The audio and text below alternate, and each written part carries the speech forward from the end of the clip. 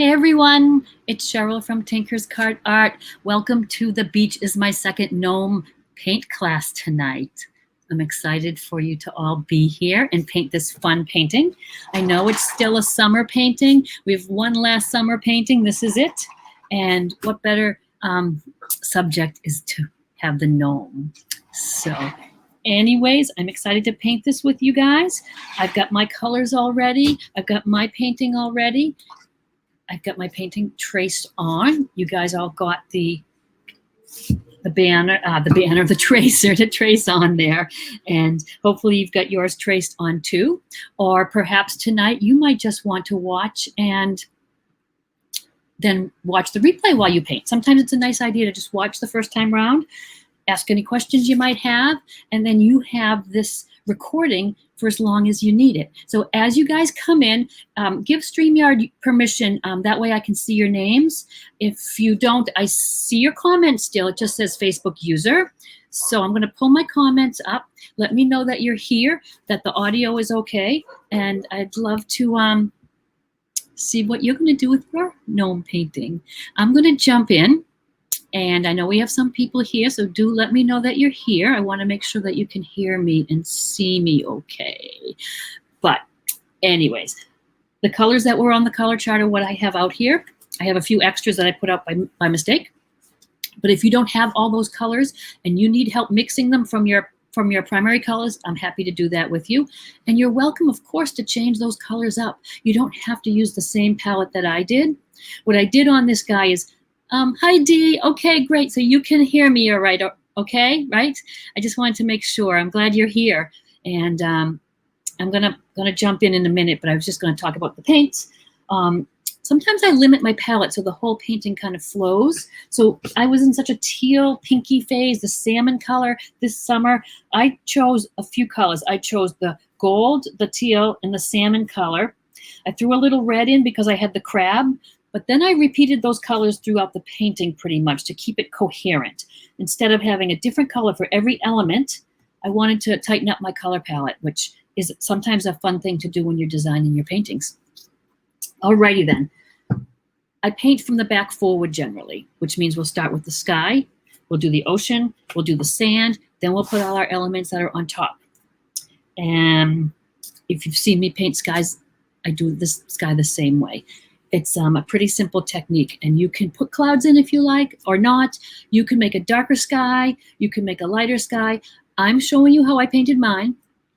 No, yours isn't going to come out exactly the same as mine or anybody else in class.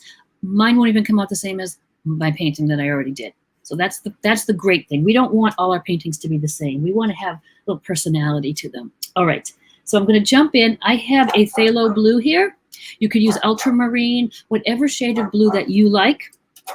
I simply just take a little blue, I go into my white, I get a color started. I don't mix it up too much. I like it that it has variations of light and dark.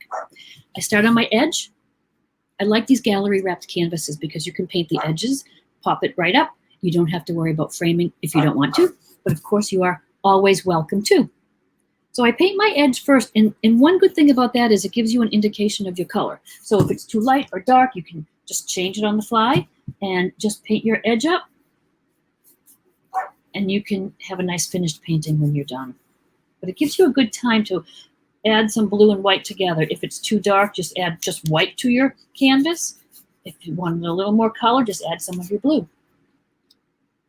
And welcome as you guys are joining. Thank you guys for joining in. I know a lot of people sometimes just watch the recording, but it is nice to have company while I'm painting live, so thank you. Okay, so I've done my edges. Now I'm going to paint my sky in. I generally like to go from one side to the other so that I can work wet and blend as I go.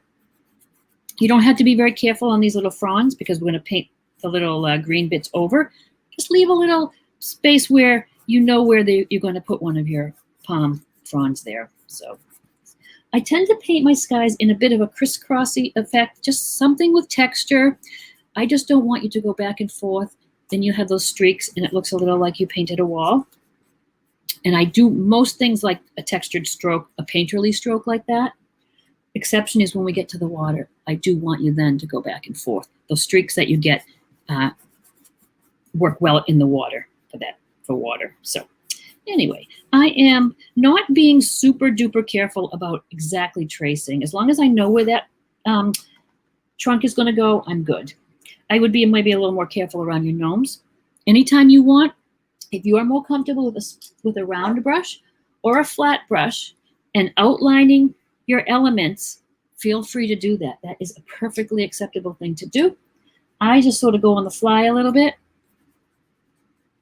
And again, I'm just in between here. I've got my little crisscrossy strokes.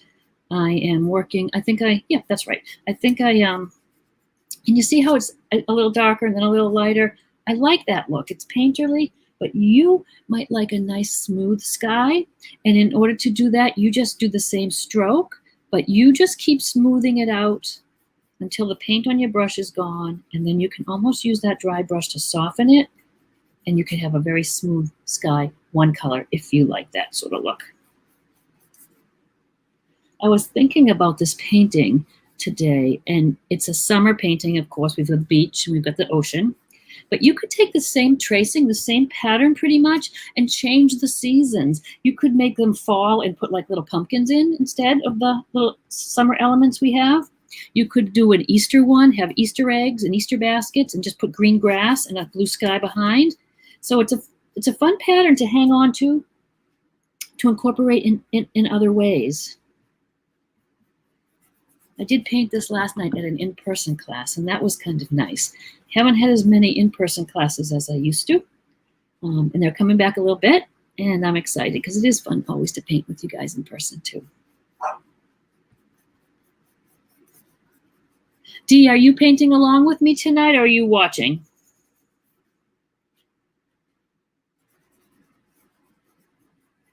I'm working fairly fast, like I said, so that I could blend as I go, but also so I could kind of base in a little bit where my clouds are going to go.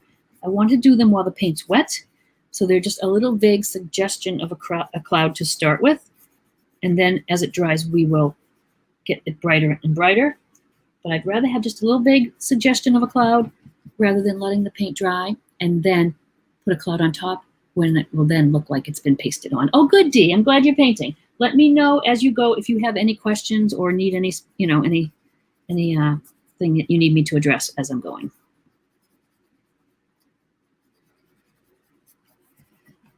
And I'm going to go a little further, and then I'll show you what I mean about putting the cloud in while it's wet. I just want to get a little more of the sky done there. Oh, I'm using brushes. I am using just a bristle brush. It's a long-handled, bright, a filbert, which is the rounded tip. It's the long-handled brush. I find these with the fine art painting, oil, and acrylic supplies. I like the texture of these bristle brushes for especially the backgrounds. It digs into the little nooks and crannies of the canvas, so they work really well.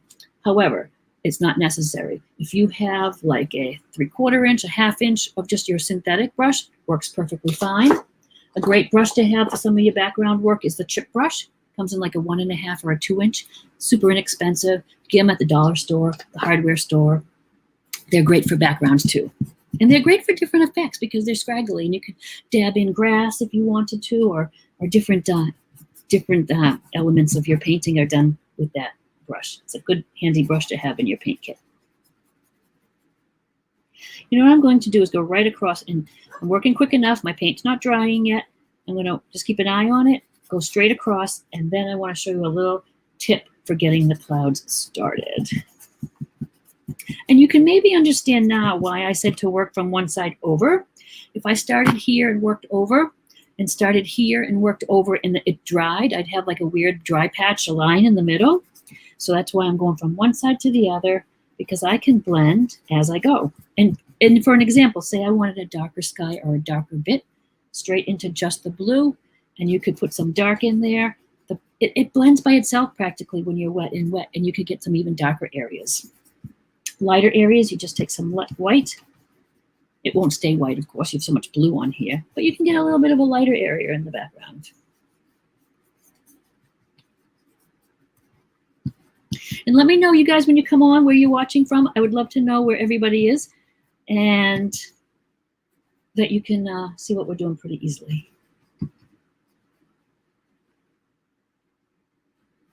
And if you didn't hear me, you can certainly outline these little bits with a smaller brush at any time and fill them in with the bigger brush. It's all whatever you're comfortable with.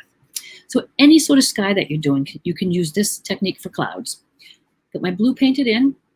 It's damp still, which I want. I now will just take a paper towel and dry the brush off. I don't want to wash it in water. I don't want to get a lot of water involved. I want a dry brush. I'm always painting with a paper towel in my other hand so that I can dry off the brush when I need to. I use my dry brush a lot for dry brushing and blending and whatnot. So I'm going to take just a little bit of white on my brush. I'm going to take some of that off. I don't want to go on with a big glob of white. And I'm just going to vaguely put in where I want clouds. So see how soft that is? Very light and soft. I know it's light. It will darken up. We can darken it up as we go when it dries a little bit. But my tip on clouds is put it in the shape you want. I like to always take my dry brush and then soften the bottom. I want the bottom of the cloud to sort of fade away into the background. It's less likely you're going to get like an outlined cloud. Oh, Pam, you couldn't find, this should be streaming into the Cardist page too, is it not, you guys? Let me know. It should be on the Cardist page. I'm streaming into the Gnome group and the Cardist page, but let me know. I can maybe figure out what's going on if that's not the case. I have the membership, the Cardist membership, and those people, I stream the paid classes right into their group usually, so hopefully it's going in there. Let me know, Pam, if that's in your Cardist group too. So a little bit of the white paint, I dab a little off wherever you want a cloud, softly put it in, dry off your brush, and then just soften the bottoms out wherever you want. Not on Cardist page. Okay, let me take a look quickly and see if I can figure that out, you guys. Hang on, just hang tight for a minute. Let's see what I can do. I don't know why that is.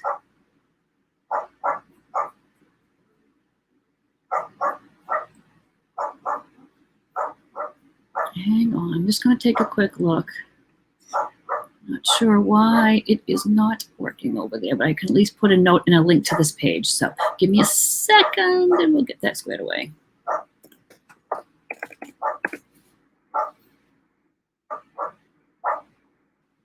You can probably hear my dogs barking in the background. All right, Cardist.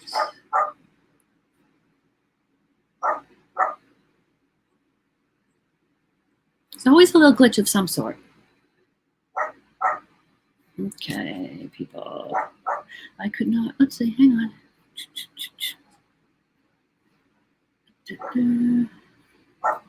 It's not on the Tinker's Cart page. I know that would be in it's in the Cardist group. And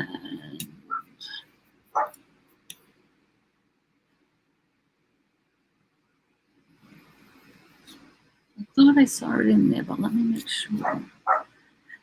Okay, yeah, it is in the Cardist group now, you guys. So, okay, not StreamYard to work. I've been trying for 10 minutes. Okay, I am going to copy it into this group as well. I see it there. I don't know why it's not working for you guys. Hang on.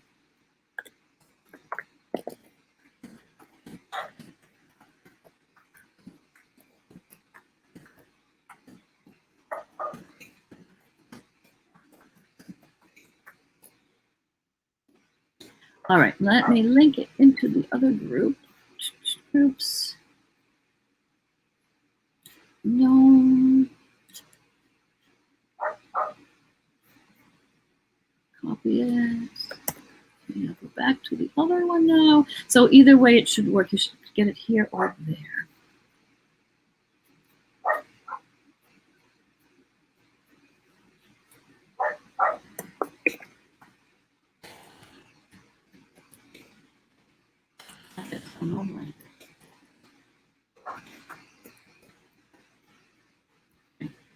So one way or another, you guys can get in. Okay. All right, sorry for the little interruption, guys. Oh, it isn't there now. Good, Pam. And I put the link so anybody coming in can find it. And I apologize. I don't know what the glitch was. There's always a glitch. Okay, back into clouds. And again, I'm watching now here. So you guys have any questions, post them. I'll keep an eye. So we're putting our little clouds in like we've done clouds lots of times. I just a little white, but I always take it off. You don't have to worry about them too much behind the palm tree, but if you want, you can add a little something in there. It's a little dried here, but it's working okay. I'm kind of scumbling it in. You can almost hear the paint scumbling in there. You know, I do sort of put my clouds sort of in a similar shape. I try not to make them all the same shape, but can you see how I have them like little bubbles, little bubbles, little bubbles, and then I sort of taper them off out into nothing on different sides. I don't know why, but it just looks natural to me. Sometimes if you look at the clouds and they're amazing and you paint them like you see them, they look so weird. People don't believe they're actually a cloud that shape. So I do kind of make a little bit of a little half moon shape and some little bubbly bits and then pull it up. So what I'm doing now to darken that up, because it is drying, I'm taking just a tiny bit of white on just the tip of the corner of my brush. I still pat it out a little bit. With the part of the brush where the paint is to the top is where I go to the top of the cloud. And I'm just slowly getting it a little brighter. Go slow. I would almost rather have you not hardly see that it's a little darker and just work your way up step by step, then take a big bit of white and put it on there. So I'm just putting on little bits onto the tops. And just making it a little brighter. You can do it as much as you want. If you want a bright cloud, you could put a little bit of brightness up there. You could sort of start a little cloud in front so it looks like it's in front of the other one. It's a little bit of a practice thing. You do need to practice your cloud sometimes, but it will come natural after you do a few paintings. And I'm noticing how it's so interesting how the painting looks on the video here when I'm working with you guys than it does in real life. This looks much darker, and it is darker than my original, but I kind of like it because it's a little different. So, okay, so I go into the water next. I'm going to switch to a smaller brush. If we were just doing a big ocean scene and it was wide open, I would stay with the same brush. But we're working in little bits and pieces here behind our gnomes. So I'm going to go to my little smaller, just a flat synthetic. This is probably like a 4 or something. I think it is a 4. And I want to just paint, and like I said, when I do the water, I do go back and forth this way. I make the water, the nice watercolor with some blue, which could be ultramarine or phthalo, and some green. I want kind of a blue-green water for my guys. If you wanted to do more of like a tropical island water, if you just add a little more green, a little more white, you'd get that really turquoisey water if you would like that as well. So I'm just going to get my ocean in there. I'm going to just maybe I'll just do my little horizon line first. It's a great color. I can see it already. I love that blue-green. Then when we add a little white to it for the white caps and whatnot, it really looks nice. Now, if you would like, again here, not a bad idea if you want to just outline your guys. Just do little sections at a time. And then you're just going to go back and forth with your color. So you can see the little streakiness in there, and doesn't that work for the ocean? I'm going to do each little section separately. Stop your ocean a little shy of the line where your sand will start. We want to get that softened and light like this. When it goes to meet your sand, it's not a harsh line across. So let's give ourselves a little room there. And we're just going to go back and forth.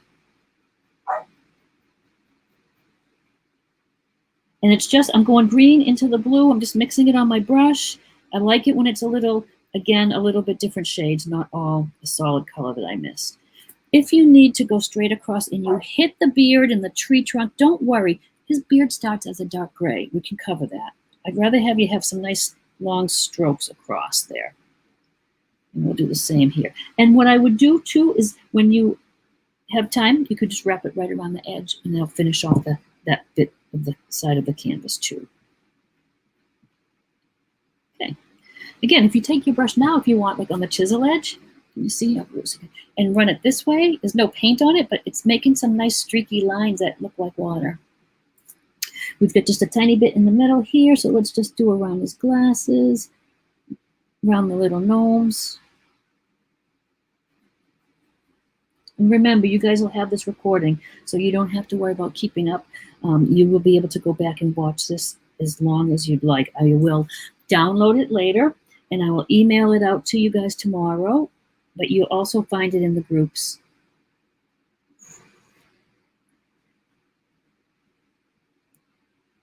Love this color water. It's really like Maine water we have up here in New England.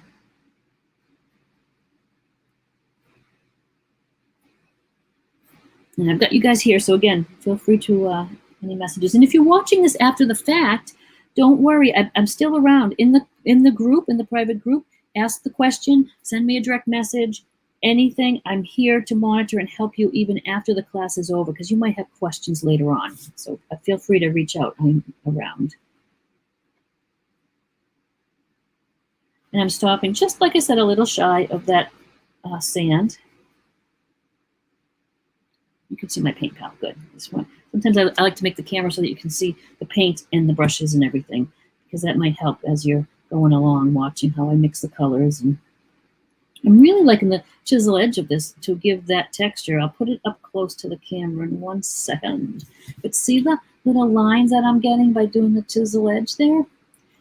And also, while you're at it, you can even pull in a little white while this is wet and get some little white caps if you like the look. You can go right in there and bring some of this back and forth if you like. If it comes out too bright, you could just soften it with your brush. But I do like to add sometimes this little bits of white caps back there. If you want a little indication of a wave, you could just put that in. How we are going to get a nice blend down into the sand is we're just going to take that same brush. You don't have to wash it off again. Just wipe it down. Take your white. With your white on your paintbrush, start it underneath. So I am not going up against the blue. I'm starting under here, right? Just under here is a light blue because that's what's on my brush. Work up into that color. And look at that nice blend that you get. If you went right up against the blue, it would be too blue. So that's why I'm just drying my brush off, taking some white. You don't have to even worry about it here. And here I just got white on my sky there. Just get that. So over here, you'll see it again. I'm going to start down below, and then I'm going to bring it up into the blue. That is not blending as well because the blue is dry, but still, I'm going to still do it. And because it's dry and it looks a little bit like a line, it's very easy. Just go into some of this blue you made and soften it while both colors are wet.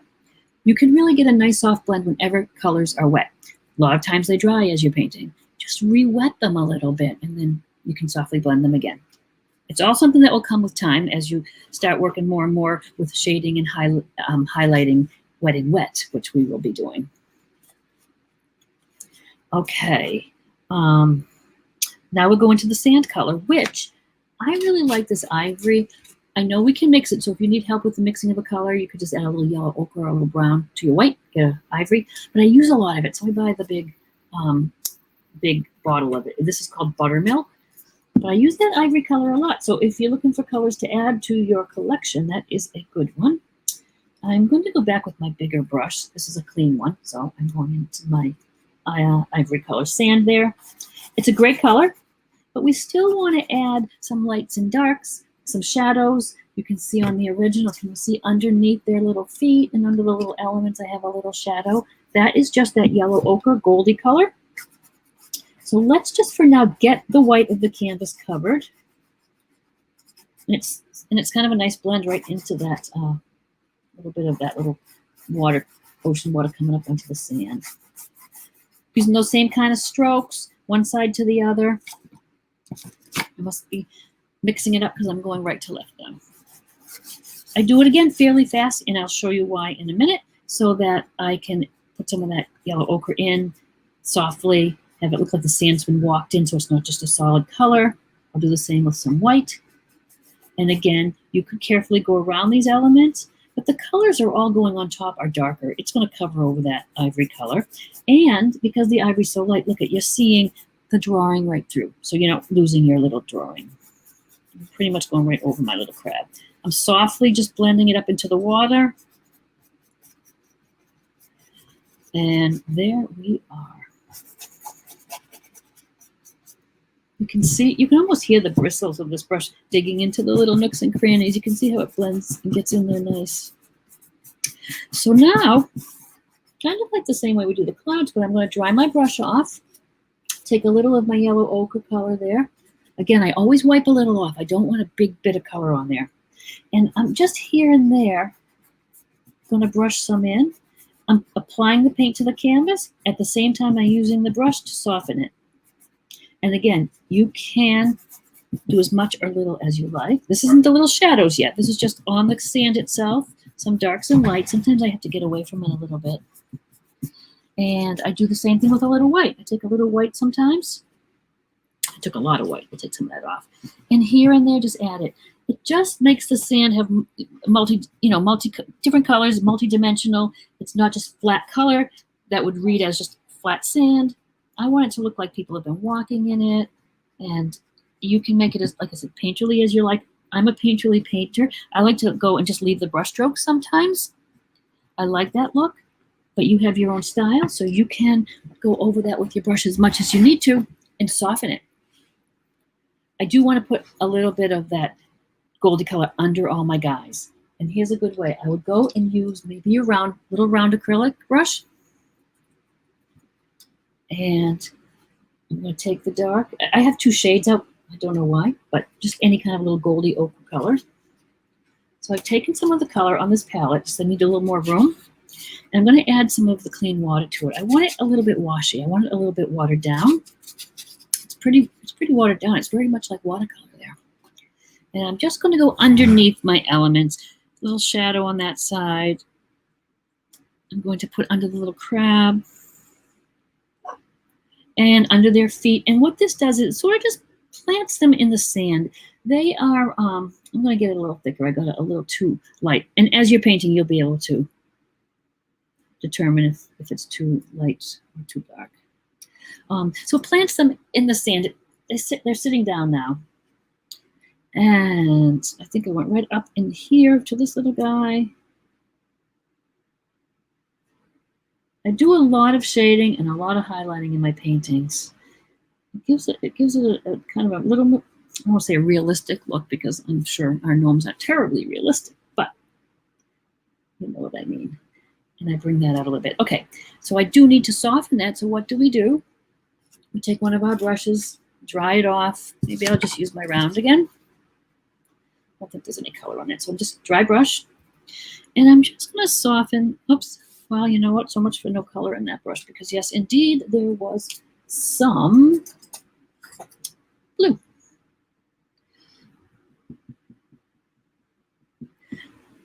I'll even go back with, let's see, I've got a little brush here. I've got lots of brushes. I have too many brushes.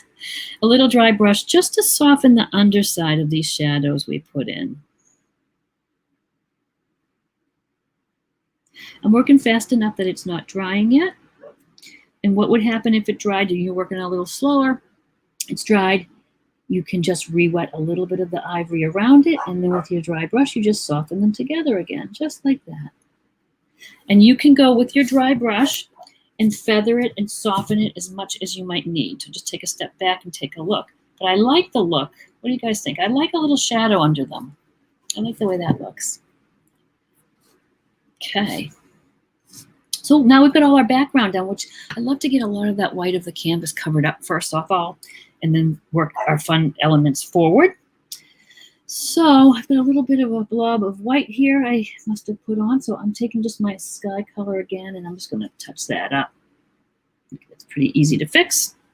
It's a good thing about the acrylic paint. You can go over it. You can wipe it off. You can paint over anything you don't like. You're not locked into it, so don't panic. Anything can be adjusted and fixed. Let's work on our palm tree. Palm trees are fun. I know I did a couple little tutorials on them. They're super easy. I'm going to paint the trunk in brown. Just a solid brown to start, and then we will put just some little, almost like little crisscrosses. So it's all just a dark burnt umber to start with, or a dark brown, whatever you might have. Whatever brush, you can use a small flat. I'm going to just go ahead in with my round, and I'm going to paint that in, just following the tracer that I had there. Might actually, my sand's still a little wet, but we'll just try to be careful there.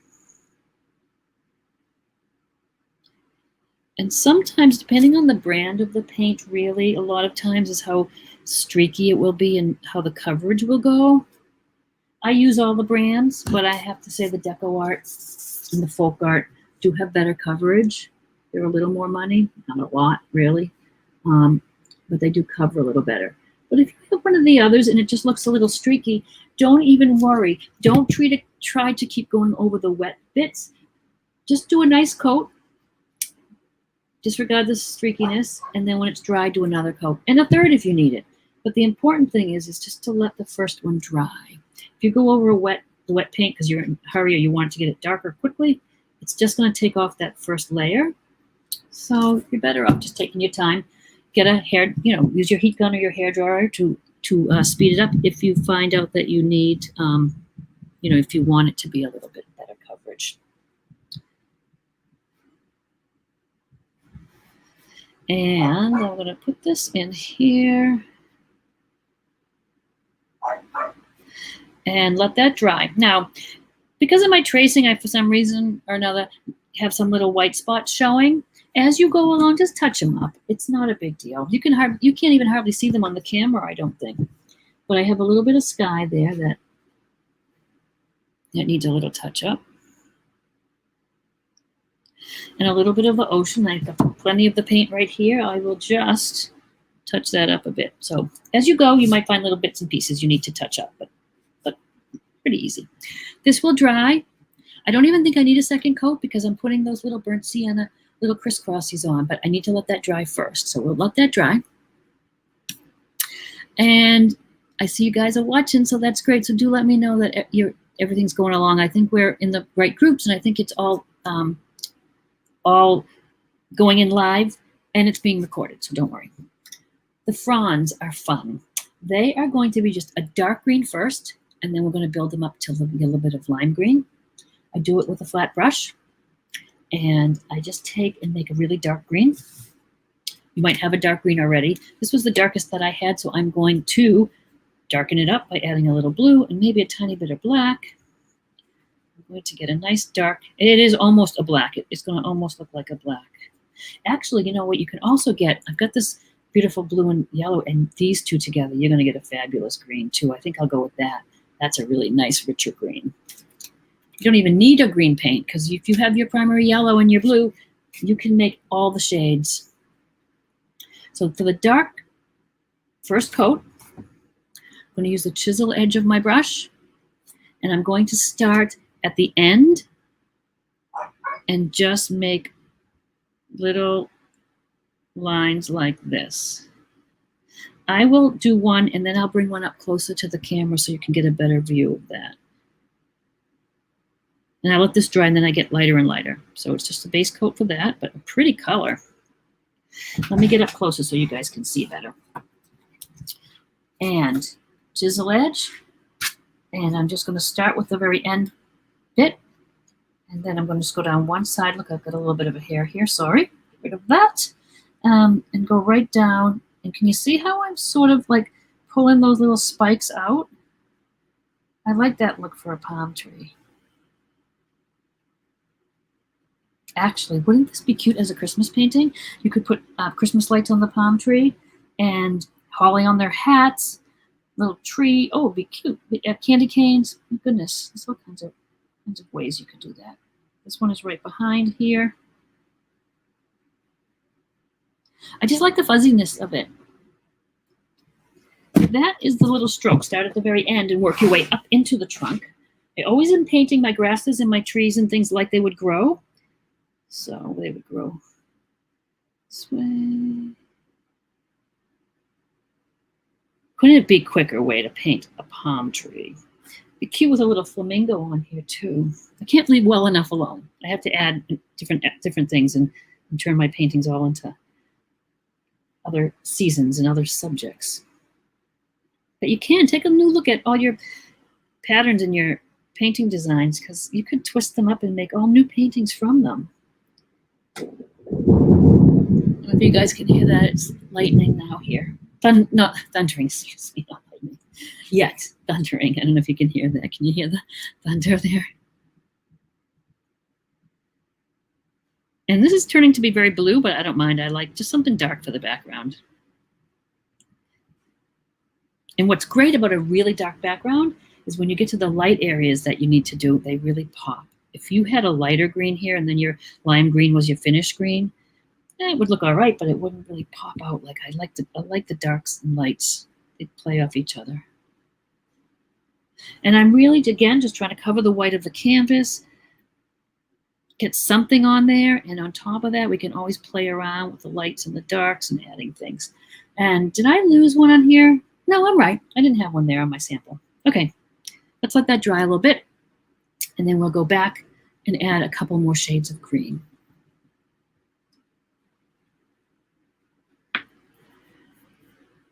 Okay, just see if there's any comments here. Okay, if you guys have anything at all, any questions, put it all in there. Let me know how you're coming along. I know some of you are painting along, some are watching. Those that are painting, let me know how it's working out for you so far. This whole area is going to be a little paint by numberish, a little boring until we get to the highlights and the shading. We're just going to paint in the colors that we see, and it'll probably take a few coats. Let's put the little detail on our trunk, and then we'll work over to our paint by number section. We won't tell anyone that it's paint by number. So, lips are sealed. Okay. I am just going to take some burnt sienna. So I used a burnt umber for my trunk. I'm going to use a little bit of burnt sienna. Maybe a little white. I'm not going to mix it up too much. And it's simply, I go just one way this way, one way that way. And I'm going to come up closer and I overlap. So I'm not trying to stay right within, oops, the trunk there. I'm going over, over, over, over. And if I see that it's just burnt sienna, I'll just grab a tiny bit more white so that I have a little white mixed in there. And so you can almost see my brush. It's got white and the burnt sienna on it all at the same time. And I'm just making little V strokes almost. This gives it a little texture. It's a little fun. It looks like a palm tree. We're not going for like the perfectly realistic deal here. We want to have a fun, whimsical painting. That is enough for that. So look, palm tree is done in the bottom, and then we'll add more. This is still a little wet. Let's let it dry a bit, and we'll start coloring in our people, our gnomes, and our little things. Pretty much just the color that you see, just put it in, or the color that you want. You might not use the same colors. Oh, hey, Karen. Yeah, don't worry. You've got this down because you've done skies with me and water so much and sand. Work on what you can, watch, listen, and then you'll put this together so easy. And you know how to get a hold of me, so you can ask me any questions. Let's just go up for their hats. If you're using the colors that I'm using, I'm going to use just my flat brush. I use kind of this goldy ochre color, but I started it lighter. So I'm going to mix a little bit up just to get a lighter shade. And that's the color I'm putting that hat in. Just yellow ochre, golden ochre, and some white. And actually adding the white helps because if you have trouble covering lines and covering things, a little white added to whatever color you're using will make it more opaque. And it covers a little better. We'll still need maybe a little second coat where it's over the green there, but that's all right because we have shading and highlighting to do. So we're just going to paint that color in for now. Feel free to adjust as you go. If you're painting this on, you go, oh, that's a little dull. Grab some of your bright yellow if you want. Grab whatever color. No one says you have to paint the same color as I did. So I'm going to just paint them in for now. Second coat's where they need it, and then I'll show you a little bit about the shading. We can do a couple different techniques. And then the teal color. I'm not sure if this is the same teal I used. My sample's more green, but I like this teal color. I'm going to add some white to it. I want sort of a middle shade for the hat to start so that I can put dark on one side and light on the other. So that's why I'm taking the color I want, but adding white to it. So I can have just a middle of the road shade for now. And I have room to go darker and lighter. Lighter's easy. We just add white to whatever we're working on.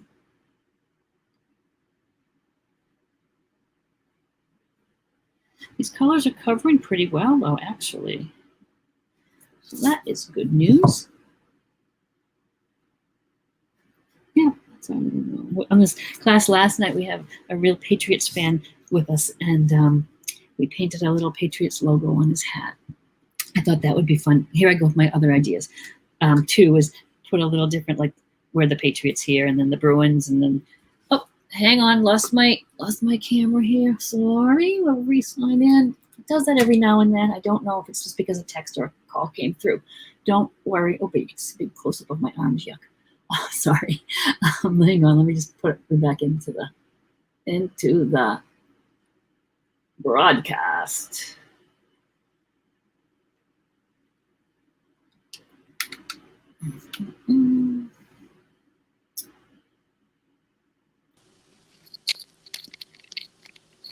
Sorry, guys.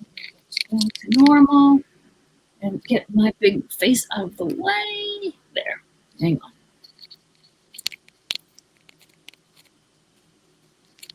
Yeah, I think it might have just been a little bing or something puts me off. And hopefully it wasn't off for long and you didn't miss anything. Okay, I did get a bunch of green paint on my gnome there, but no worries. Okay.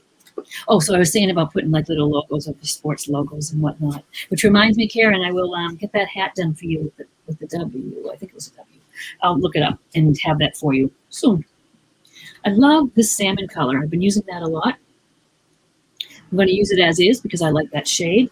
And then I'm just going to make up a little maroon color with a little bit of that red to do the dark. So I want to use that color as it is.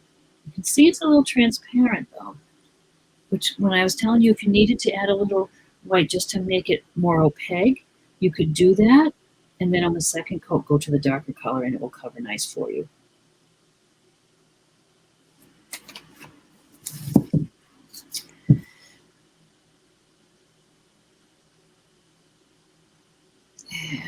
And I just love this pinky salmon. Okay. And there are a few other things, these colors. So while I got this color out, that's the color I had for his little flippers. And I just noticed in this little triangle, I forgot to put the sand color. So we'll add that in a sec.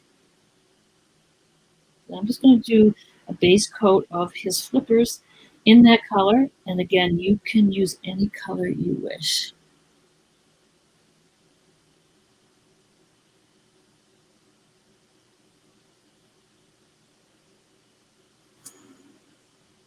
Don't forget to post your paintings when you finish at some point in the page. I'd love to see them. It's always a thrill for me to see that you guys are painting along and what your paintings come out like. It's so fun for me. And noses are flesh colored. So I do have a flesh that I just have that I bought, flesh tone. Mixing it up is easy too. That salmon color with some white or white with just the teensiest bit of red. You can make a nice little flesh tone, a tiny bit of brown too. I have it, so I'm using it. I'm going to just make their noses. I will definitely need 2 coats because I put so much green by accident on this guy. So we'll just do one there, one here. Again, like I said, we're just filling in color book style, these colors for now. We'll do this guy's glasses next. How about that? And 2 of them have their little feet shown, so their flesh, we'll use the flesh on their little toes too, which is right here on this guy. You can see, right? I'm all sideways here and upside down. And this little guy's got little sandals on, so let's do this.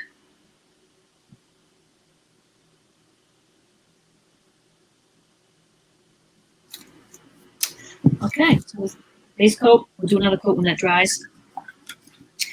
These glasses are just black inside.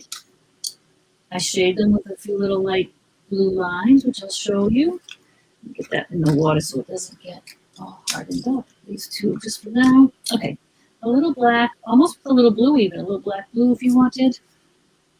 And just trace the inside of those sunglasses. And I do, and you might have seen me do this, I mix blue a lot of times with anything that I'm using black or gray. You'll see for their beards the same thing. Black is just kind of a dull color. It just absorbs everything. And if you have a little blue in there, and you hardly notice it here, but it just gives it a little bit more color to black, which is really absence of all color. I don't, I'm not a, I like color a lot. I'm a very colorful painter, and I don't like to use dark black and different colors, but so if I add a little blue to it, it sort of makes me a little happier. And it makes a really nice gray. Okay, did put my hand in that a bit. But there we are. Now, you can either let that dry and put little blue lines. You see the little, just a few little blue swipes on there. But if you wanted to, while this is wet, and took just white paint and did the same thing, you could do that too while it's wet. Kind of a nice look. I'll hold it up so you can see it because it's hard to see from there. But I'm just taking white paint, and because that color is wet, it blends a little bit. Just like a little reflection of the sunglasses. And I used red for his glasses, so I am just going to take my red paint and paint it in. I think, if I remember correctly, this red paint is a little bit translucent, but let's put one coat on, see how it goes. I don't have a problem painting upside down and sideways. It's easier to get to something. You don't have to have your painting right side up all the time. If an easel is comfortable for you, that is great. If not, you can paint flat. Whatever works, there's no rules. You're the boss of yourself.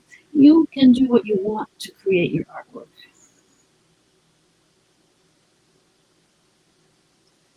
And we'll let that dry and maybe do a second coat. We will see. Okay. And here I go again, put my hand in things. So if you ever need to remove something that's sort of wet still, just get a clean water on your brush and you can scoop it right off. Okay. Yeah, this will need another coat. And this is a case where if you overshot your black a little bit, you might want to just take your white. I know it'll turn pink, but if you go over it with your whites like this, when it dries, you can cover with your red much easier if you have black showing through. So if you just went a little too far out with your black, just go over with some white, and your red will really cover afterwards for you. Beards are all the same to start. They're going to be a dark gray. I like this little, I love this little size of this square. I'm going to keep using that. And so we're going to make our gray. And it's the same thing. It's going to be, black. Who is my black right here? And white, but I like the blue. So I'm going to add blue to that next. So I'll get just some black and blue here. And I'll scoop some white. And I'm just making a dark gray. That's where I'm going to start with beards. I'm just going to start them dark, and we're going to do little strokes. It's going to look like hair, kind of like we did, you guys who did the raccoon with me. We'll start at the bottom and feather it out. So just paint in your beards now just this dark gray. You see, that'll cover those little bits of water that we got on our beard, and no problem at all. I'm going to kind of make it a little bit hairy looking there. And now it's just painting this in, which I have to pick it up and turn it all every which way. I'm going to get some more white because I will need more. Take my darks, and I mix it as I go. It's almost, like I said, nicer because you're going to have lights and darks in here. It's going to look a little more natural than painting a perfect shade of gray the whole way around. Any questions as you guys are going along? Are you doing okay?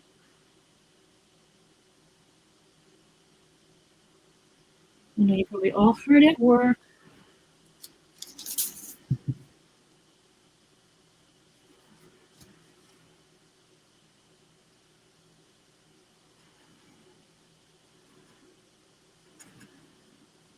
And thank you guys for popping in and painting with me tonight and just joining in on the class. I appreciate it. It's a fun one. There's not much with paint that isn't fun though, right?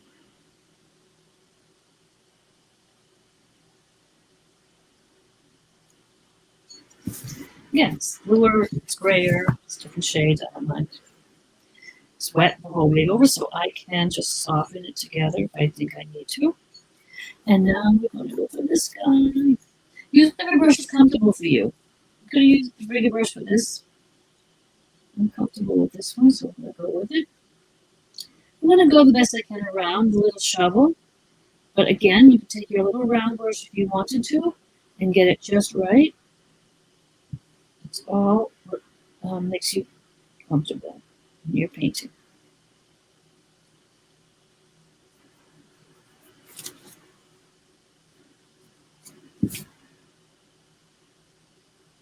Everybody ready for fall painting? I was saying in the beginning, if you weren't here, how this is my last hurrah for my summer paintings. And we've got to go to pumpkins and sunflowers and fall themed things. And Halloween. Halloween's my favorite, and Christmas. Any suggestions that you guys want to see paintings of, classes? Let me know. And send me a message or post it here or post it on Facebook, wherever.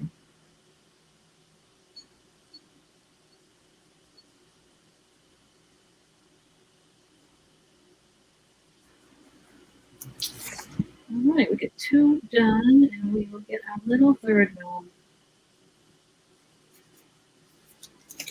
Be cute. If you have 3 grandchildren or whatnot, you can put 3 little names on their hats. That would be kind of cute, too. All right, one more guy here. Poor green, that with the green nose. Also, it would be cute, like if you had a child that was into a certain sport, you could make this little ball a basketball or football or something too. Doesn't have to be a beach ball.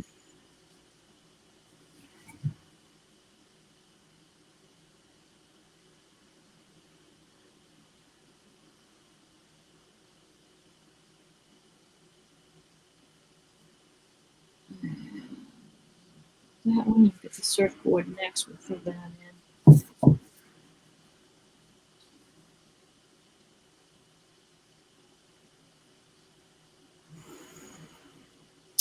All right, good enough, good start. And here I am seeing my little bits of white showing through in places, and I'll just touch that up after with a little bit of the blue from the ocean. But now that's all we need to do gray, so that's enough there. We'll wash that brush out. We might pop in now and do another coat of flesh because we might need 3 coats of that. Oh, scarecrows. Yeah, I saw you mention that. I have not done a scarecrow painting, so that's a good one. Remind me. Make sure I do that. That would be fun. I just have my little scarecrow driving the truck. I have that.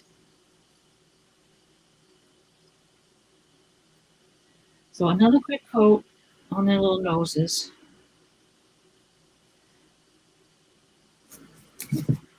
And I think the feet are pretty good, so I think I'll leave those. But the noses need a little coat there. All right. While I had the red out, I suppose I could have done the little crab guy. So let's do him next. Just, again, base coated in the color. We're not worried about the shading or the highlighting yet. Just your red and go right over even his eyes. We're going to put those on after. So that's just these little circles here that where the eyes are going to go. Attached by a little, I don't know what it is, a little eye attacher thing. Hey, little crab claws. He's so cute with that little face. Now, that little mouth, for instance, if you are uncomfortable trying to paint some little thing like that, you can use a Sharpie or a marker when it's all good and dry. When it's good and dry, not when the paint's wet, because the Sharpie will seize up and die if it goes into wet paint. Okay, so we've got our little crab guy there. He's got little crab legs. Hold on to those. And that's all we need to do for him for now. He's just base coated in. Simple as that. Anything else red here? Yes. One of our guy's little sandals are red. So let's go. And the sandals are just really like a little sole painted in. Just do a little sole. And those are little flip-flops, so we'll do this little Y shape.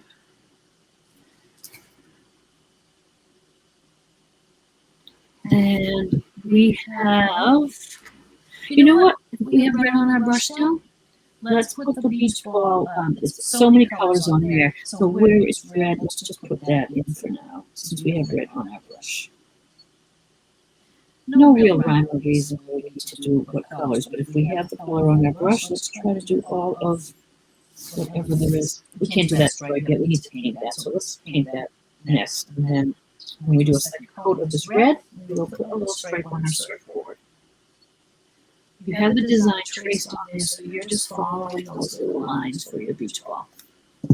But let's get this painted in white. I'm going to use my flat brush for that. I need some fresh white because I made a big mess of my palette. Just put a little bit of clean white there.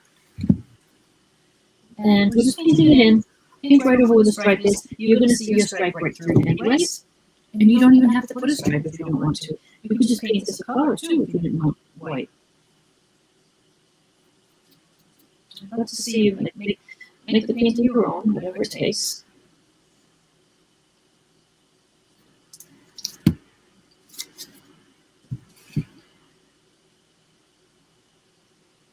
You might need a few coats just on that edge where the blue has overlapped a little bit. But again, we're not going to try to cover it now. We're going to put a nice thin coat, let it dry, and then do additional coats if it needs it. We're also going to have a little bit of a gray line as a shadow on the side of the board there. And let's see, that's all we need to fill in for white. Let us paint our bucket in and our little teal section here. I noticed that I did the bucket a little lighter than his hat.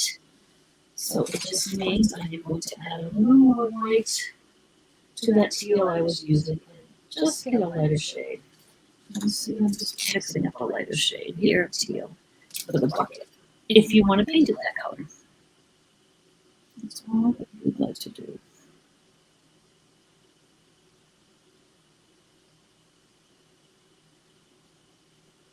Keep that bucket in. We'll get the dark shadows in there after. A little bit of a wash technique I'll show you.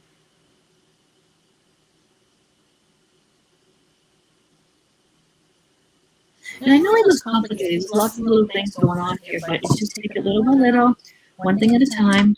Put on your color. Put on a couple coats if you need to. Oh, scarecrow pumpkins all around. Yeah, so when I do the pumpkins with you guys, that technique can be used for any pumpkins you want. So you can just, you'll know how to do pumpkins and you'll get really good if you're going and doing a bunch of them on that painting with the scarecrow. Okay. Well, I don't know where my green, I must have green on me somewhere because I'm spreading it all over. Okay. Oh, and the teal for this guy's little sandals. So let me get some paint. My teal paint is really thick. And as you're going, if any of your paint gets thick, just thin it down with a little water. As simple as that. And it is, again, just a little, I paint a little sole in. A little sole in. And there's a little strap here that I put in that you might see under his beard. So just a little strap there. Okay. The handle and the shovel is like an orangey color. You can do that after that dries. Oh, and I had the teal on my brush, and I went and washed it, but teal for where you need to on your little ball.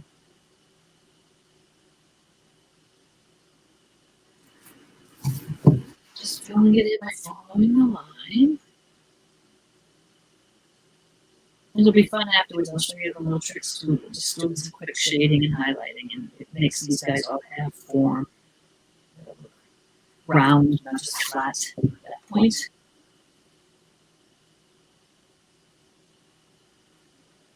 Okay. Salmon color. I'll put that in since we could have done it with his hat, but let's put it in there now. I'm using a different brush anyways. I'm using a flat brush to go back for that. So we've got this little bit. I've neglected to put one line in, so I'm just going to paint it in.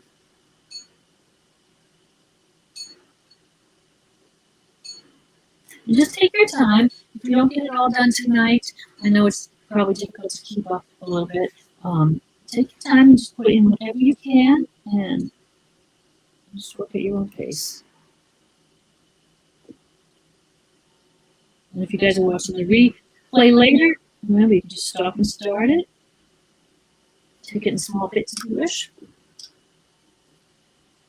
I'm going to wait on the yellow here because I don't want to go into my salmon color, which is wet, although this little button is the salmon color. Okay. I did do a little gray line down the side of this, and I'm going to use the gray that we've made up for the beard. Just going to wet that down a little bit, thin it down a little bit, and it's just a line on the right side of the surfboard. The paint is pretty watery, but I don't mind. I'm going to leave it like that. It neatens at the edge. All of our elements almost are painted in.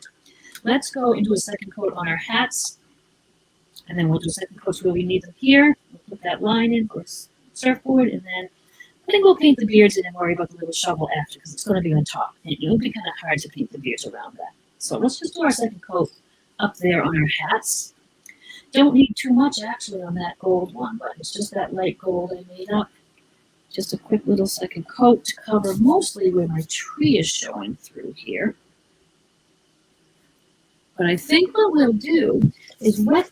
Let's do one head at a time. I'll show you the little technique for the shading, because we can do wet and wet there maybe. So painting in the whole head again with that light color. Pretty quickly so it stays wet. There's a couple different techniques for shading and highlighting. I'm going to show you both of them in different spots, and you can decide what you like. So I'm going to take my round brush. This is all filled in. I have my hats darker on the left side. So I'm going to take the gold color by itself now with the round brush. I'm just going to make a line down this side, a wet, thick, it'll be kind of a line. And I'm just going to, I still have the paint color on this brush for this hat. It's dried off on my paper towel. And I'm just going to go half on that line, half on this. And it's just going to, I'm just softening it. I'm just going to stroke it and get it nice and blended as best as I can. So you can see it's a little darker there on that side. It's not a lot darker, so I think maybe I'll lighten up the middle, but it's just a matter of getting some dark on that side. Maybe should have gone a little thicker with it, maybe. Bring it out a little further. And just softened it in. Just softened it. Sometimes you pick up too much of the paint that's there, dry it off, and you really are just using the dry brush to soften. Now you can do the same thing. I'm just kind of going over this to blend in any color that's on my brush. I'm going to do the same thing on the other side with white. So we're going to have left darker, right a little lighter.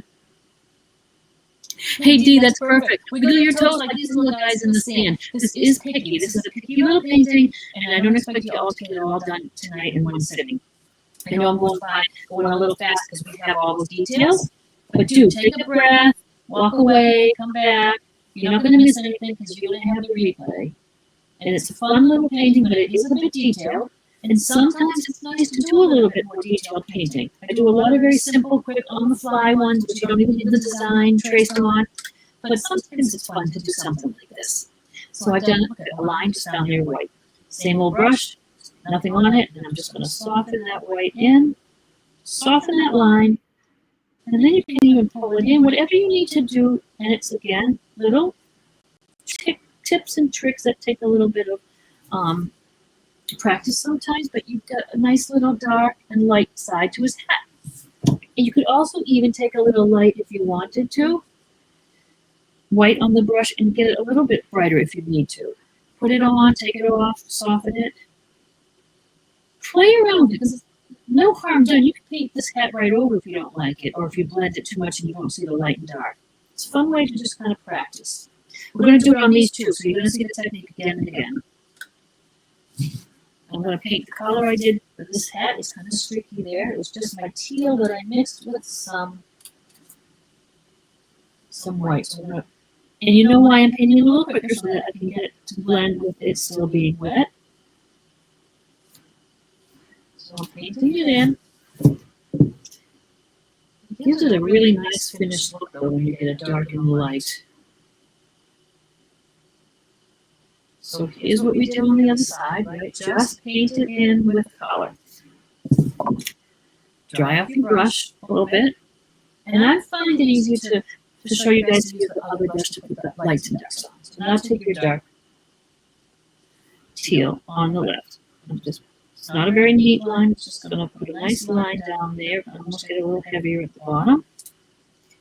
And just with your brush that we've wiped off the teal paint, and just softly blend those two together.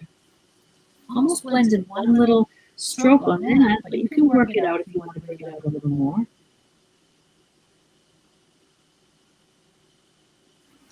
And we'll do the other side with white. So I do rinse my brush off, of course, in between because I'm going to a lighter color. A little bit of white on this side. It's drying pretty quick on me. But I've got that line there. I'm going to show you what happens if it dries too much. So let's try to blend it. Dry brush. Had teal on it, but I wiped it off. And my brush is going a little bit on the white, a little bit on the teal, and I'm using these little short strokes to get it to blend because it is a little dry, but it's working. If it had dried and it was looking still like a line after doing this, just throw a little bit of that teal color back in. You just want wet against wet so that you can use your dry brush to soften them together. So there we are. We've got that second little hat done. And now I'm going to do it again. So you get to see it 3 times. And hopefully kind of get it a little bit. Not the end of the world if it's not blended really well. You're going to have a dark on one side and a light on one side anyway. And if you have to, just keep re-wetting it. And you can even just re-wet one side with the dark, re-wet the other side with the light if you are working a little slower. Now, I need a darker shade that way. So I'm going to use, I might have just used the red. I don't know if I made it maroon or not. So let's just see. Let's put red on there for that side and see how it looks. Yeah, that's what I used.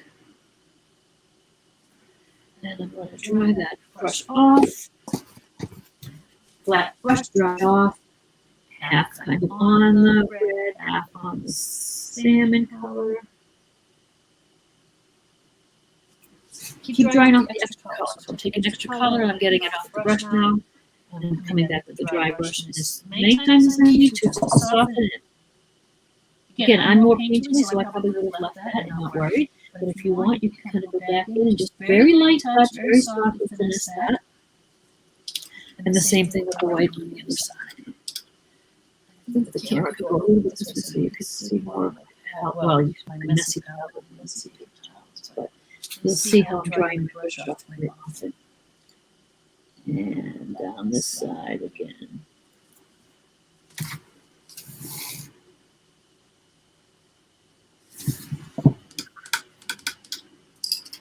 And same thing, I just keep drying that brush off.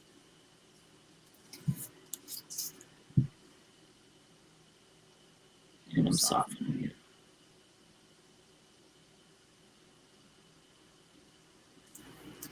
There you go. Gotta lighten it dark again. What do you guys think? Give me a little feedback on this technique. I know it's a little more advanced, but do you think you could practice it a little bit and get it? Okay, let's fill in what we haven't done yet. Just the gold there and the red stripe down there. So let me add a little water. That red dries pretty quick. So let's give a little bit of clear water to that. And I'm going to just, I can see my line right through. I'm going to just do that. And again, like I said, you could do polka dots, you could do palm leaves, you could do flowers, you could do nothing. You don't have to have a stripe. You could do whatever you like on that guy. I don't know, I just was looking at Googling some surfboard pictures and I don't know, I ended up with a stripe. I don't even think I need a second coat. I like that you can see through it a little bit. I think that works okay. I'm a little off center on the top, but I'm leaving it. So I'm not going to fuss about the little bits. And then I just use a little bit of gold color of my hat. I just use my gold with a little white to thin it down. Although now I just drag turquoise in it in the front. Hang on. A little white, clean white into my gold color. And that's just for the 2 remaining little bits on the beach ball.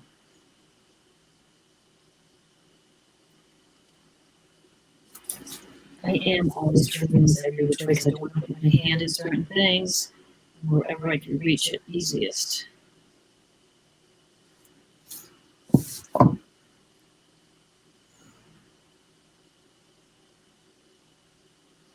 right. I'm going to wait on that. I think the crab needs a little bit of a second coat quickly. Doesn't have to be in the whole little guy, but I see some pinky areas. So let's just, not even on his eyes so much, just mostly his body. There. And since we have red on the brush, I am going to go do another coat on my sunglasses.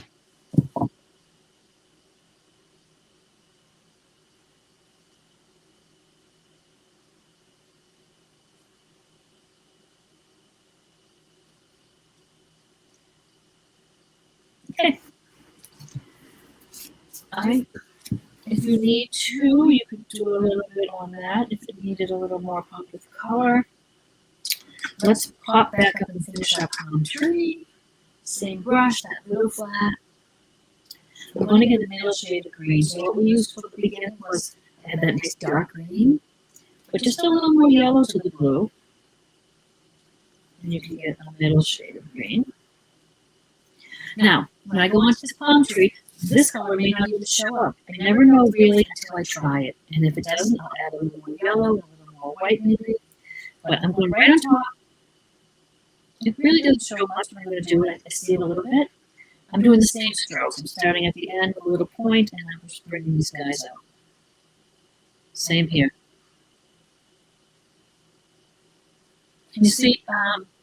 It's lightening up a tiny bit. I'll hold it up into the camera in just a sec. But as I mix colors, sometimes I have no idea how it's going to appear on the canvas, depending on what's underneath it, will it show or not.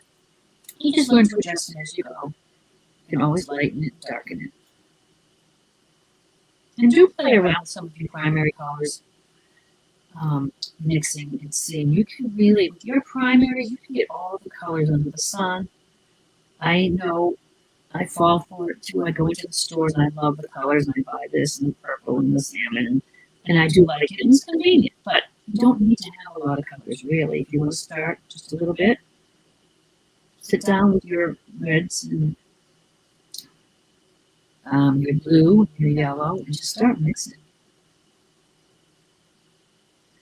Okay.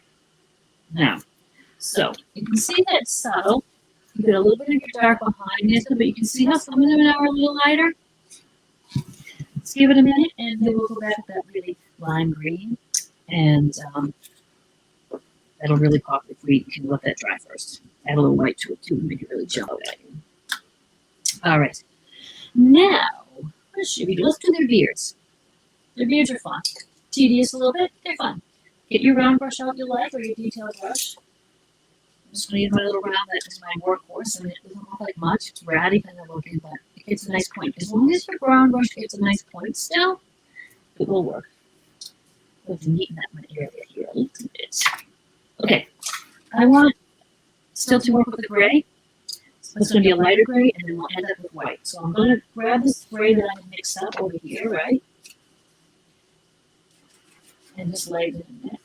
And adding water because it's thick. And I want a little looser than what it is. And these are the little strokes I'm going to use. I'm going to start at the bottom of the beard, similar to the fronds, the little bits we have poking out on those leaves. Starting on the bottom of the beard, probably going to start like in the middle with kind of a little straight. You guys that did the raccoon are going to recognize this. I'm working in layers on my way up. Just little hairs coming from top down. You can curve them on the side and poke them right out over the beard. They don't have to all stay within that little confined dark area we had. I am straight, a little straighter in the middle, and I'm turning. These are looking super light to me. I'm going to darken them up a bit as I go, because I still want the white ones on the top to show. So I'm going a little grayer here. I'm going a little grayer. And I'm going just back and forth, adding color when I need it. One shade lighter than what the background of the beard was. And I'm going to go right across and do all these guys this way. Like I said, I know it's a little tedious. And if you don't get them all done tonight, do one anyway. Get the feel for it. And adding a little more white, sometimes a little more gray, so you can see it's different shades. And again, I don't want it all the same, all perfect.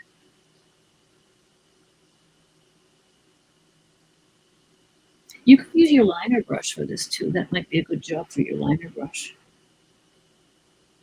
I'm having a very light touch, so that's why, even though look how thick that brush is and it's loaded with paint, if I bear down with it, put pressure on it, you're gonna get a big clumpy line. I'm got a big brush with a lot of paint, but I'm doing just hardly touching the canvas. I'm really being aware of light touch.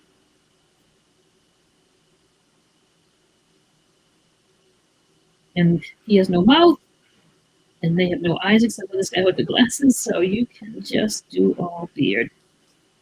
I don't want it to look too much like I did exactly Little Rose, so sometimes I'll go on and just make some a little longer and make it not look like so much Little Rose. Let's do this guy. You can come right out over onto his little flippers too. If you hit the little bucket, don't worry. And it might not have been a bad idea if we had done the beach ball after, but just go as far as you can. If you hit it, just take your brush with the clean water. You can wipe it right off. It'll be fine. As the paint starts to dry, if it starts to drag for you, just add little bits of water as you go. Can you see what I'm doing there? Yeah, I guess you can. I know my hand's blocking it a little bit. But I'm just going to build it up lighter and lighter. It's nice sometimes too to have the undercoat wet and do it with a lighter top, and you kind of drag some of that gray through. I think it might dry by the time we get back with the next color, but we'll see. We'll see. We'll see.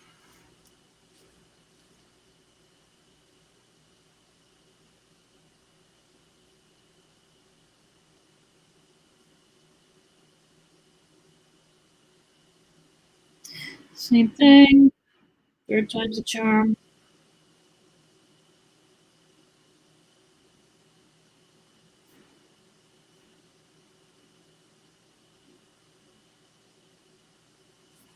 Yeah, I'll have to take this guy and make him for some other seasons. I picture the gnomes in springtime too for Easter's.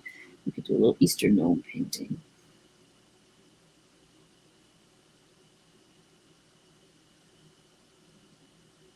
So many people are into the gnomes still.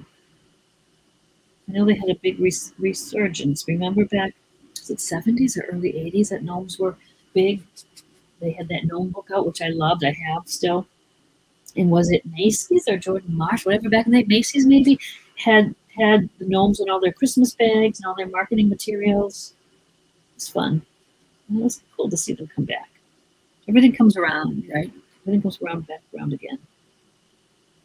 All right. So now I'm going to go right into some lighter colors and you're just building it up. So you're just building it up. Just a little shade lighter. I'm just taking the gray I used and mixing a little more white. I don't have to hit every bit. We've got a nice base. You don't have to do as many. You can just go here and there and put some. You see how I'm doing some longer strokes now? I am bringing them down over the previous row, but I'm not worried about doing so many little rows. We've got a nice base there. And I think what I'm going to do is go right on top of this with the white. I want it to blend with that little bit of gray we're using now. So let's get some light gray ones in there. Some are thick, some are thin. That is fine. Again, more straight in the middle. Kind of curve out at the edges. Bring it right out over. Make it as hairy and looking as you want. See how you can get real hairy looking little gnomes there? And now don't even wash your brush out. Just dry it off. You can go right into your white. And let's do some white. Again, not everywhere, but you see how I'm just throwing them in here and there? And the white too is a little thick, so I'm going back at that with some water.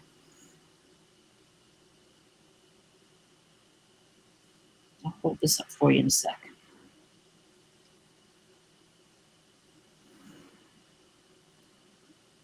Well, our thunder didn't amount to anything. I'm sitting on my porch. I know it's so dark behind me, but it's nice and cool out here. So as long as you can see the painting, you don't have to see me.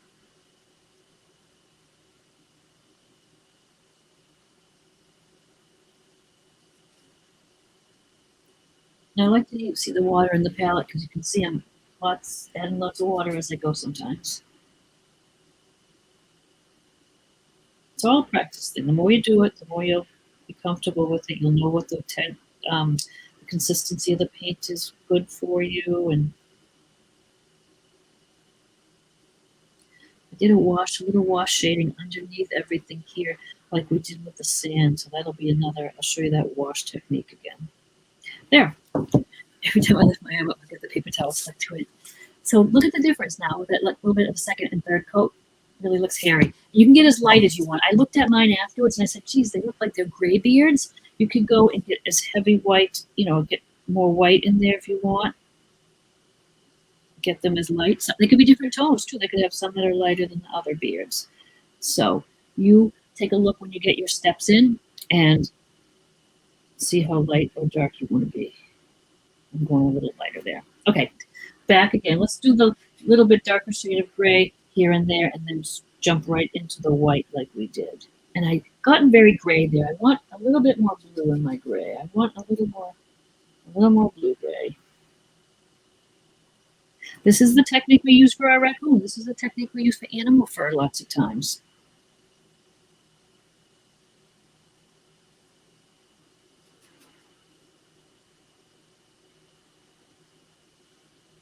Different shades of gray every time I load my brush. Makes it look a little more natural, I think. Give it as much detail or less detail if you want. You don't have to make such little thin strokes. You can go heavier if you want. I'm getting lighter now with a lighter gray. See how it pops with the dark background though? It's nice to have. I know the layers are a lot and back and forth, but it helps in the end. It's going to really make it worth it. A dimension to that fur, not fur on these guys here, beards.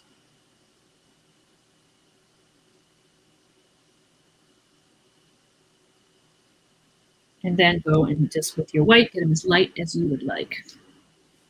And I am, of course, even my water's not just kind of icky at this point. I usually keep one clear, so I have it for the white, but I didn't. But we're going to get a little lighter. Same sort of strokes, a little longer, a little wider, getting a little brighter.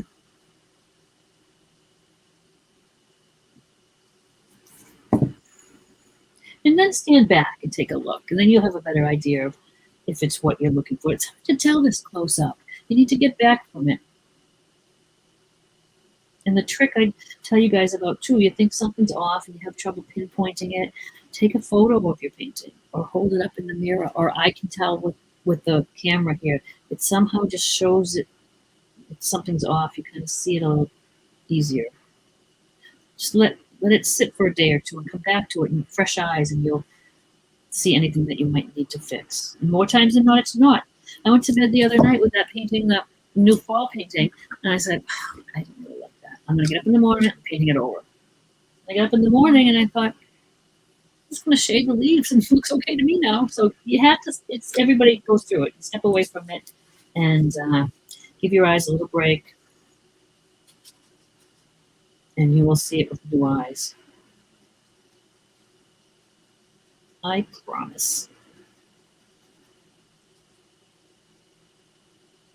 And see what I did is I did just overshoot onto the little ball, but then you can just scooch it off. Not a big deal. Or just, if you didn't notice it, just cover it with the color after. And I'm just going again, a little lighter shade of gray blue. Kind of a little longer strokes. And I'm not covering, I'm always leaving some of the dark showing, so I'm not trying to cover every bit of what I've got there. Now I'm going to go into the lighter, probably just white. And when white blends with this gray that's on here, it'll be nice different tones. And I can finish up with just pure white, thin down if I need to. I love it when they can go up here and do these little ones, these little hairs sticking out.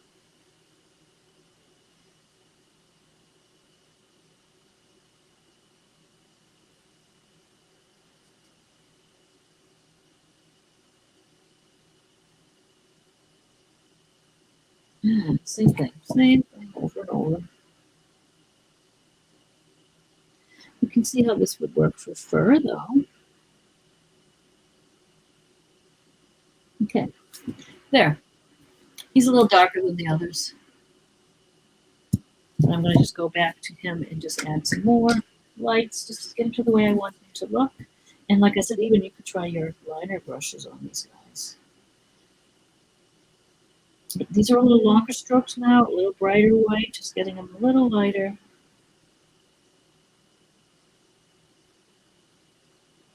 There. And as it dries, it absorbs in, and sometimes you need to go back and maybe a few more really brights if you want. They'll really stand out now that it's dry underneath. So you get as light as you want with your guys. See how it's not really very bright on this guy because he's wet, but when it dries, you can go back certainly and brighten him up. I shouldn't really smudge that. Okay. Alrighty, so where are we? I did, if you want to, it doesn't have to be. You could, I'm going to use my liner, and I did do a little bit of a teal line on both sides of that red stripe. It's a little bit much, but you can do it if you like. If you don't want to, you don't have to. It's not a big deal. But just to show you with the liner brush this time, thinning that paint down, more like ink, less like paint for detail work. And then I'm going to just, now here's a tip for when you're painting a straight line, because I know it's hard painting or drawing a straight line. I learned this in school. You're going to look ahead of where you're going and not where you are. I'm going to put my brush down here, and I'm going to look ahead on the line where I'm going. I'm not looking at my brush. I'm looking ahead of where I'm going. And you can, it's amazing. It really does work. I am looking a little bit ahead of my paintbrush, not where my paintbrush is, and my hand just tends to follow. So try that sometimes, even if you try it on paper. Just a little line. It's hard to even see there. A little line on both sides of that. And a trick for your eyeballs for that little crab. Take just the back side of one of your brushes. Just the back end. White. It's going to be thick and blobby, but we're going to just go into each of those little eyeballs with white. And when that dries, we'll just make a tiny black dot there. But I didn't paint it in. I just daubed it in with the back of my brush. And let's get the nice brights. I can't wait to see the nice brights on the palm tree. Back to my same little, I'm not using a lot of brushes here. I'm using mostly just these two, flatten around. I want that little lime green to pop and watch. I've got some here. Very easy to mix it to, just from your lots more yellow to your blue. And I'm going to try it, but I have a feeling it's not going to pop until I add a little white to it, but I want to show it to you and see. So right on top here. Yeah, it shows a little bit, but watch when I add just a teeny touch of white. And it'll really pop. That's gone a little too white. Just a little white sometimes in some of these colors. And like the top coat of the beards, it's not everywhere. It's not as many strokes as I did to begin with.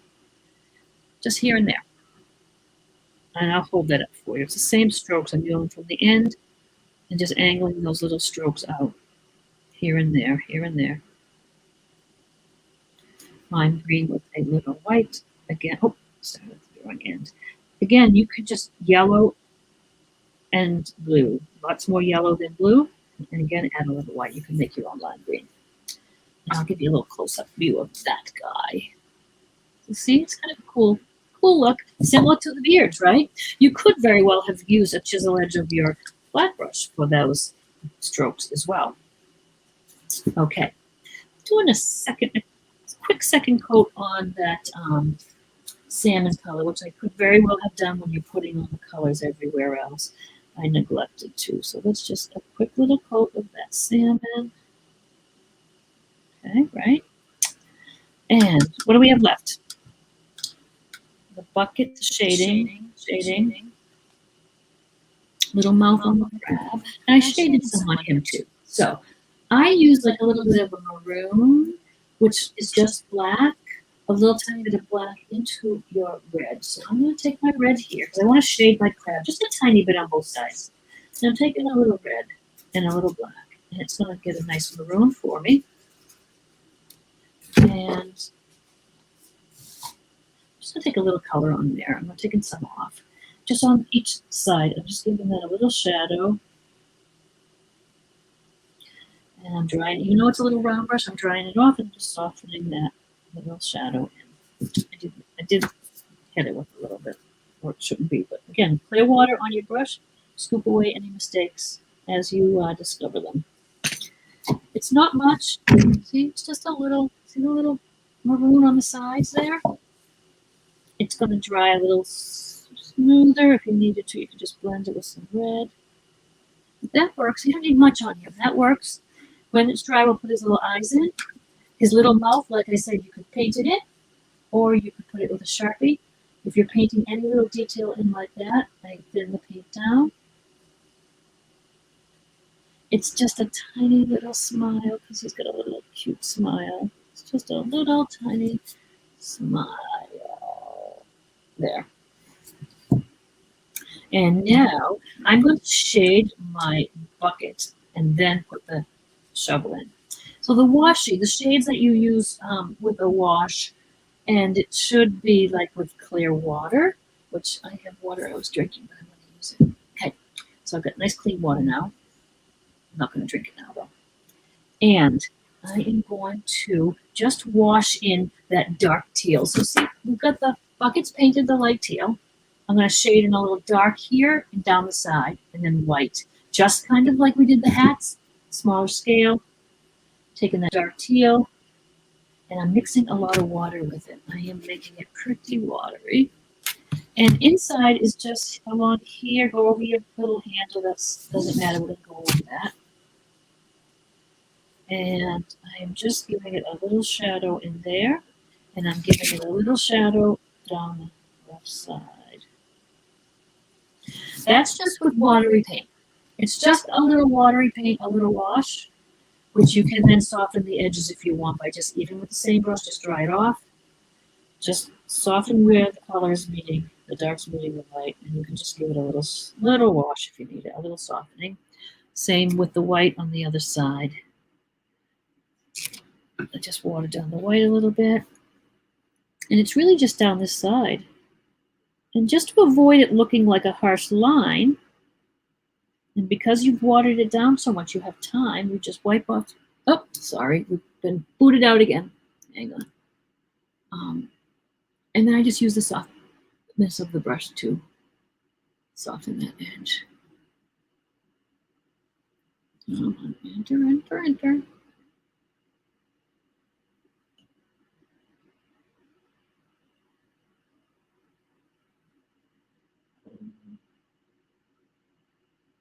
Oh, it comes in upside down every time, and then just turn it back to the opposite way. Get myself out of there. Apologize for those glitches. I don't know what the deal is, but we fix it. Okay, so now we've got that white on there, and I'm just using the soft brush to blend, just like feathering and softening the edge. It's not a huge thing, but it just does make a nicer, I need a little bit of a second coat on the middle there. But it gives it some dimension. It doesn't look flat because you've got some light and dark there. You could be fancy if you want to put stripes on your bucket or stars or something. I did not. And the handle, I don't know why I ended up with kind of an, oh, you know what it was? I was going to use the salmon color because I was keeping with my palette, but it didn't really show up. So I think I'm going to go in. I did it kind of orangey, but red is fine. I can mix a red with a little yellow if you want a little bit of a little orange. And I'm going to thin it down. All my colors have just been sitting out. A trick, though, you know what you could do? I have done in the past. If I know I'm going to paint for a while like this, you could take your little plastic plate or palette, lay down some damp paper towels, like wet them and wring them out really good, lay them in there and put your color on top, and you would be surprised that your color will stay wet for you for a while. I probably should have done that little trick. Did not, but that's an idea to keep in mind. So I'm going to paint in my little shovel handle here. And then I'm going to paint the little bucket handle. It's a little wet, but I want to get it in there, and then I will put a second coat if I need to. So I just filled it in, a little bit of an orangey red. It'll get a little brighter when I go back to it. I gave a little wash onto our gnome's noses too. Tiny bit of, a little bit of, it's hardly noticeable, a little pink on the top, and then that little white comma, which is kind of cute. So clean water, probably not your drinking water, but it'll work for me. And we just do something, a little pinkish color for that. So I'm going to take the flesh color we used. So that's just the flesh. Take just a tiny little touch of red to it, and you could get a nice little pink. I'm keeping it watery. And just a little half moon across the top. I'm almost not even having to blend it too much because it's really watery and it's sort of blending. Now, will it stay showing up? I think so. And then I finish with just that little, it just makes like a little shine. It's just a little white that we have here. And it's just a little comma stroke on the right-hand side of each nose. If you need to, you can fill in any of your little colors a second time around that are on the beach ball if it's streaky at all, if the streakiness bothers you. I am streaky on that teal, so I'll do that one more time. And then we might put a little highlight on that. We'll see. Let's just get that, it's very washy here, so I'm just filling that in. Again, it's just a little busy work of painting in. Gotta keep remembering to look up so I make sure that you haven't lost my feed here of the painting. Okay, getting there. Our poor little blind. Let's help out our poor little blind crab. You can use the back end or a tip of a brush if you have a thin one. I have these little dotting tools, which are fun. You could do little mandalas or whatever. They're just a little tool. It's a metal tip and it's got a little ball on the end. You can get different sizes. I'm simply going to go into my black paint and just dot two little eyeballs in there, right in the middle of the white there. He's a pretty cute little guy. There. You don't have to even worry about painting him in. It's just two little eyeballs on the crab. Another little coat on. We're almost done with this guy. That's not bad. What time is it? It's only 8:36. So I know it's complicated, and I'm probably ahead of you guys because I'm kind of rolling along. But not too bad, really. Not too bad at all. I don't like to keep you all night. It gets a little boring after a while, too. I want you to be able to go at a good pace for myself, but I don't want to keep you guys all night, especially where it's recorded, and you can just do it at your own pace when you want. And another little coat on those handles. They're just a little bit too dark, and this is a bright and cherry painting, so I'm going to just mix up something a little lighter, some red and yellow, maybe get a little orangey, a little salmon. Just going to go over that. There, it's a little better. And I think even on top of that, do that second coat so it's covered. And then I took, it looks like I took like maybe just yellow or something light, the white and yellow, just to give it a little highlight. So I'm just, it's wet even. I'm just going over it a little bit, and I'll pick it up and show you. It just has a little bit, brightens it up a little bit. I just went over with like a little bit of yellow and white. We do need to give a little highlight to those flippers. All I did was take the salmon color that they are and a little white. So the salmon's here. Let me drag a little white in. And I just did a wash again, kind of, just like watered down paint. And it's just got 3 lines. So just go up the middle and on the side. Just, you know, the little flippers, how they're up and down. So the light would be hitting the high part, and the regular salmon color sort of makes a shadow. It's not anything very complicated, but again, from a distance, it reads as those little flippers. I would even go now, same brush, just dry it off, take a little white, and just on top, it's still wet. That's okay, just streak a little white on top, and I'll show you what that looks like. If you want to take a little, now that the feet and everything, you know, the little flippers are done, you can always go back with white and bring out your beard a little more down over it if you want. And at this point, you can look at it and say, oh, maybe it needs to be a little brighter white. This, you just go back and you finesse what you want.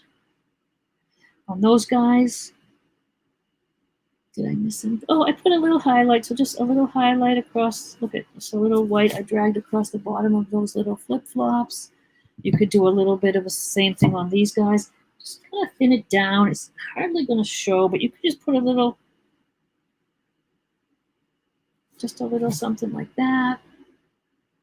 If you wanted to, even on the right side of the bucket, you could put a little highlight. I did actually, after all that, I did do a little light because we had the dark here, and then you butt it up against a little light, and it's going to read a little better as this is in the front, and that is in the back. And I'm just put it on watery, washy white, and then I softened it. You know what I did do on mine, and if you'd like, it's kind of fun. It is, I just take an old toothbrush, right? Just an old toothbrush. And I spattered on some of the gold here. And I'll show you. Just, can you see it there? It's just a little spattered on the bottom. You could do it with gold or gold and white. Clean water is the thing you need. Into your white. You want it kind of watery. Kind of smush it around.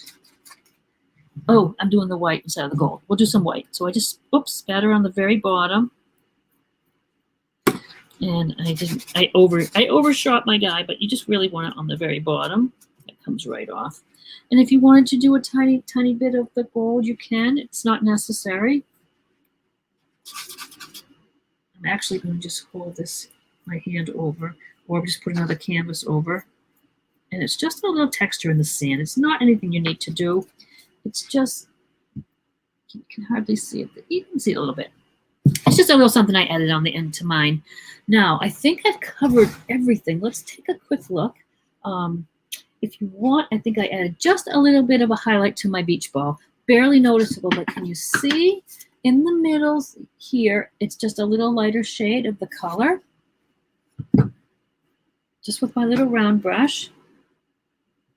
And I've had so many shades of that teal, I've already got some mixed. That's much darker than my original painting, but I'm going to take just one of the light teals that's similar. Thin it down a little bit if you want. And just kind of in the middle, put a little of that color. Dry off your brush and just kind of smoosh it in if you want. If you want to have it look like it's a little lighter there. And that's what I did with just the other colors too. I had a little red there with a little, so it's a little bit of a pink. It's almost dry brushed in there. I don't even think I did it with the salmon color, just a few of the colors in the middle there. It's just whatever color you're working with and just lightening it up a little bit.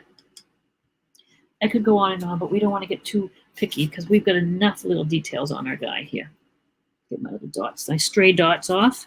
Yeah, if you go to do that little spattering, it's not even a bad idea. Just take another canvas, put it right here, just or a piece of paper, and just spatter that way, and you don't have to worry about all the stray dots. So, how are you guys doing?